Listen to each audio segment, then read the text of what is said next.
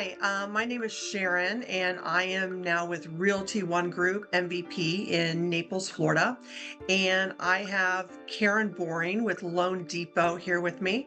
And I just want to say thank you so much, Karen, for joining me today. I've worked with Karen on numerous closings, all highly successful, I'm pleased to say. And there's a lot of changes going on with the NAR settlement, not just for buyers and sellers, but for industry professionals on both the lending and the real estate side. And we just thought it'd be a great idea to get together and have a private conversation in public. So here we are. So thank you. Sharon, I just want to thank you for inviting me to participate in this. And because you're right, there's a lot of questions, there's a lot of confusion out there. And I would hopefully, between both of us, we can answer even our own questions that we have as we move through this process. So Absolutely. I have some questions for you as the realtor. What are the changes that were made? Well, I've been on numerous training calls with various attorneys, local attorneys, state attorneys, the National Association of Realtor Attorneys, my broker, other brokerages, industry professionals. I've been on more training calls than I can take in. And some will tell you these changes are huge, and others will say they're really not that huge. Here's the two things they're doing. It's increasing transparency for both the buyer and the seller so that they know exactly how the buyer agent and brokerage are being compensated, how the listing agent and brokerage are being compensated. And it is basically also making realtors, particularly buyer agents, step up to the plate and show their value. Let buyers and sellers understand exactly what they're paying for when they take on a realtor to help them in their transaction. Why were these changes done? What brought this about? You'd have to ask the attorneys, and there's a little bit of question there. In my estimation, the contracts were pretty clear. Sellers should have known how much they had negotiated with the listing brokerage. And by the way, compensation commission has always been negotiable. There has never been an industry Absolutely. standard norm. I have made various levels of compensation on all transactions. So there is not a fixed amount. But with that said, I can get into why I think this lawsuit was initiated. I'm definitely in support of increased transparency. Do I think that Absolutely. made a little bit of a mountain out of a molehill? Absolutely, they did. But in the end, sellers always had to have a listing agreement with a brokerage, and now buyers have to have a buyer brokerage agreement with a brokerage. So the days of driving by a house and going, oh my gosh, I love it, let's call a realtor and have them drop everything they're doing to come show us this house, those days are over. So So, what's going to happen then? What will the buyer do? well, the buyer should be doing their homework with realtors, and realtors should have been working with buyers in a more professional manner out of the gate. Unfortunately, buyers in the past were kind of finding out how good their realtor was as they went through the process. And let's face it, it doesn't take a high IQ to go in and unlock a few doors. You find out how good your realtor is once you get into negotiations regarding, inspections, managing the contract, all those. So now, much like buyers need to vet out a local lender such as yourself before home shopping, they also need to meet with a realtor, because realtors will not be allowed to show them a home without a buyer broker agreement. And the buyer broker agreement, in summary, will outline my responsibilities to the buyer's responsibilities to me, so that I am able to perform in the most professional and forthcoming way possible. And it will outline the compensation that my brokerage expects for my services and the various ways in which that can be paid, which a lot of buyers are saying, oh my gosh, I'm going to be stuck with it. You may be. I mean, but that was always the case. That was always the case. But now you're signing a piece of paper that says, I'm aware I may be. Right. So I guess from my perspective, from a lender's perspective, how will this impact the buyer that is contingent upon mortgage financing? And how will that change our interaction in that negotiation process? Well, it could go a lot of different ways. If you take a buyer, for example, who is well padded with cash, we'll just say that expression. They're well padded with cash. They're not looking through the sofa cushions to scrape together. They're, 10% down or whatever they've agreed to. It's really just going to, in my estimation, it's going to force buyers to take a harder look at their financial position. They're going to have to learn to get creative, and their realtor is going to have to, and I say creative, but it's not really creative, it's strategic. They're going to have to work with a realtor and a lender who are strategic and give them their best options. So here's my closing cost. I found my dream home and the seller is not willing to offer concessions or compensation to the buyer brokerage. So the realtor and the lender are going to have to say, here are your various scenarios, and Right? this is what it's going to do to your monthly mortgage. Your monthly mortgage is going to go up by $100 maybe, depending upon the scenario. Or you're going to bring another $3,000 to the closing table, because there are ways to write the offer so that compensation for the buy side is covered, but it's then rolled up into your mortgage, which is obviously your area of expertise. Yep. And who I rely on heavily. So this is a good example for those of you watching why relationships matter. Your relationship with me is great, but you better make sure I've got a good relationship with whoever is going through your finances with a fine-tooth comb. It really is a team approach. And I think that this just reinforces that it's a relationship. And so as a team, we can best help the buyer and the seller work through and negotiate. So what you were just mentioning, we as the lender, one of the most important things, and I always ask up front, is what is your targeted out of pocket? What is your total cash to close? What are you willing to do? And so the compensation to their buyer broker will be a big piece of that if they're going to pay it. So we can go either way. And my job will be certainly to run those comparisons and show them how will it impact the principal and interest payment and the total payment, or what is the cash to close figure including the buyer's compensation and or any seller concessions towards closing costs and or prepaids. Correct. And the one thing I wanted to pipe in, because the media has not done a good job on educating the public. And so when I've talked to clients that I've worked with previously, they've maybe heard something about it, or it's been, oh yeah, I'm fine, but they're not in the market, so their ears aren't as tuned to what is actually being said. And one of the things that I don't think has made the news is that I use loosely, but one of the things that has not made it out to the public is that I believe, for example, FHA, first-time home buyer, FHA, could only take up to a 6% contribution from the seller at closing. But in light of these changes, that has changed, has it not? Well, yes and no. Okay. The amount it's two different things. Seller concessions are totally separate from a buyer's broker compensation from a lender's perspective.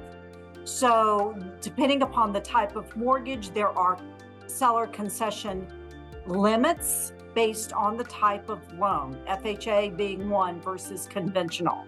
So we as the lender, again, it's very important that we explain and show what are those maximums based on each buyer's transaction. The buyer's brokers compensation is totally separate and does not have to be included in those maximum percentages.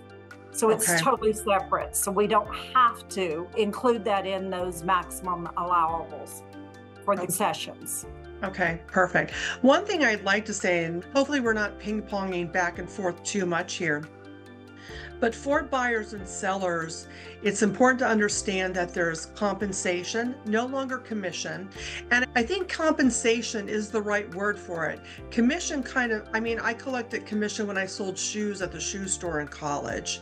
There wasn't really much of a skill set, but compensation implies that there's a skill set, there's a service being There offered. is. So there's compensation, and then there are concessions. And concessions are credits negotiated between the seller and the buyer that the Correct. buyer can use at their discretion, which can also be for your buyer broker compensation.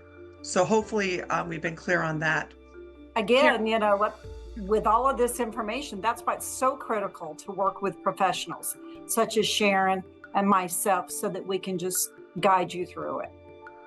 Yeah, and I also want to say, just for buyer beware, if you've never wanted to work with a local lender, this is not the time to hold steadfast to that position. I can tell you that I have heard I've heard very little from the mortgage side of things, though obviously I've heard more from Karen because of our relationship, but I've heard nothing from the bank side of things. And I do think that the banks, Wells Fargo and things like that, they're going to be ill prepared to handle this because mortgages are just one of their arms of business. They may make money, they may not. But with a specific mortgage lender, that is their business. So All we they're not, do is at Loan Depot is yeah, residential home mortgages, yeah, nothing else. they're not issuing credit cards and, Nope. car loans and things like that. So they have more of an incentive to be on their game with the new changes due to the NAR settlement. So Karen, what would be the ideal client or buyer coming in for you given the new NAR settlement? What should they expect to bring in, and what type of mindset, I guess, would be optimal? Well, again, always ask up front, what is your budget? And to know what is their maximum targeted out of pocket that they want to do for their transaction. So then based on that, you and I can say, okay, then does that, based on their needs and their price range, do we need to ask for seller paid brokers compensation? Do we need to ask for seller concessions? And then again, I always ask, what is their targeted housing payment? Because it's a balancing act between cash to close and that payment.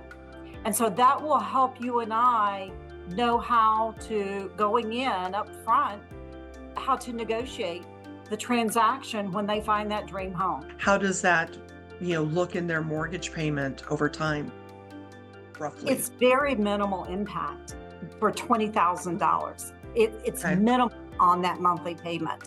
And then again, depending upon if it's listed at 520 and they need some concessions towards closing costs, then that's where your expertise will come in. Is it worth? Do you think it would appraise at 520 or do you think it would appraise at more? And so based on that, and we're in Florida, generally speaking, they can expect 3.5% to 4% towards closing costs. And let's say that the compensation is at 5%. It's going to have very nominal impact to add that in. Maybe we add it into the purchase price or part of the purchase price.